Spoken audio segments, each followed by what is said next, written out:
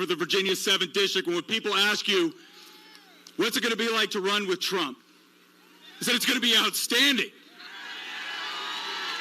Because he has a record we can actually be proud of. He has a record of increasing jobs, lowering taxes, lowering regulations. He has a record of the most comprehensive criminal justice reform we've seen in a generation. He has a record of peace in the Middle East. Democrats can't even get peace in their own cities.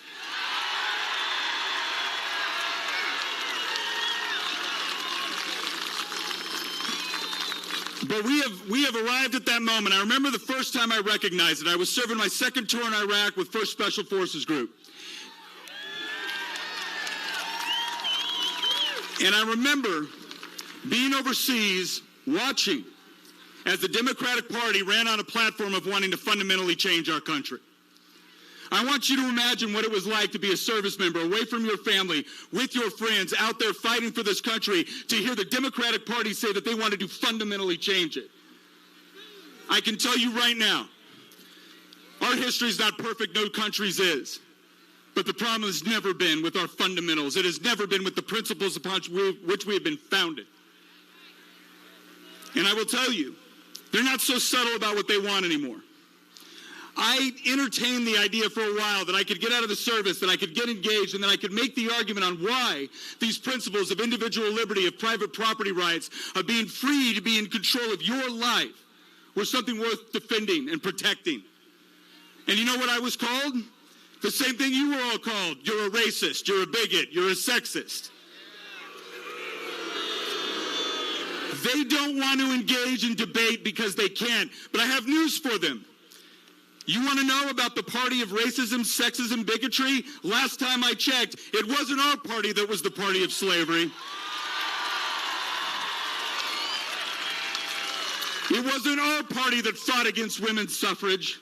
It wasn't our party that locked up Japanese Americans in concentration camps. It wasn't our party of the party of segregation, and it was not our party that did Jim Crow. That was the Democrat Party.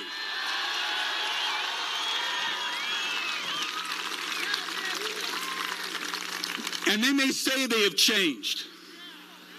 They may say they have changed, but here's what I've seen. The problem with the Democratic Party now is not that it's liberal, it's that it's authoritarian. And you see it every single day. Do what they say or they'll shut down your business. Do what they say or they'll shut down your church. Do what they say or they'll stack the court. Do what they say or they'll impeach you. Do what they say or they will let the mob run rampant. They're not interested in unity. They're interested in obedience. Well, I've got news for them. This country was not founded by people that cower under threats and coercion and extortion. We come from better stock, and this is our moment to prove it. This is our opportunity. Don't look at what's going on out there and see fear. Don't see threats. You look at it as our opportunity to stand up and prove that we are worthy of every generation that came before us, every generation that bled, that sacrificed, that built something. This is our chance that we're worthy of them.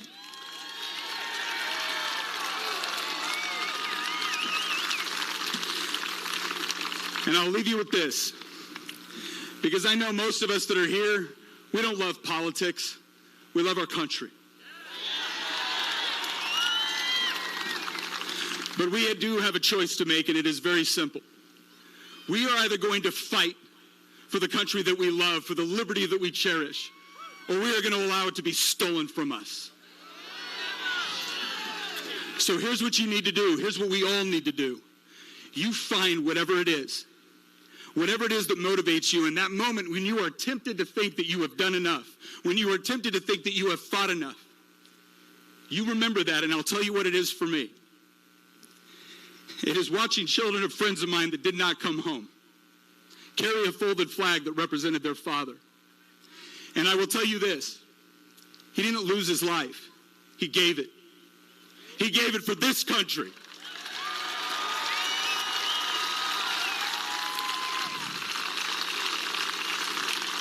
And whenever I'm tired,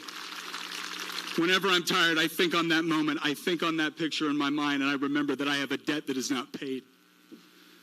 And I don't look at that debt as a burden. I look at it is an opportunity because his children deserve to grow up in a country worthy of his sacrifice.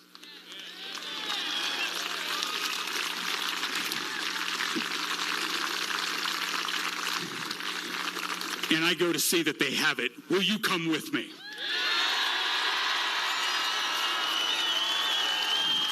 Will you come with this president? Then Godspeed, dear Presta LeBaron, and we will see you at the finish line.